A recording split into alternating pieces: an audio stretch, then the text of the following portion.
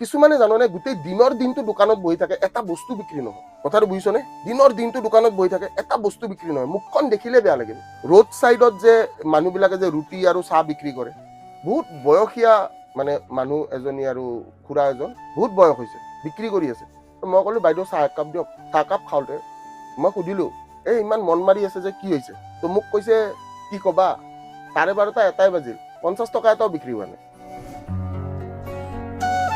12:30 এটা বাজিল 50 টকা এটাও বিক্ৰী হোৱা নাই বুলি কৈছে তাৰপিছত মই চাহকাপ খাইছো মই কৈছো চাহকাপ কিমান দাম কৈছে 10 টকা মই এই 200 টকাটো ৰাখক কৈছে কিয় 200 টকা দিলা মই কৈছো দিনটো যে আপোনাৰ 50 টকাটো বিক্ৰী হোৱা নাই এই 200 টকাটো ৰাখিব মোক আশীৰ্বাদ কৰি দিব মোৰ কেছৰ ডেট আছে কৈছে ভগৱানে তোমাৰ যি আশা কৰা তাকে পূৰণ হ'ব বুলি তো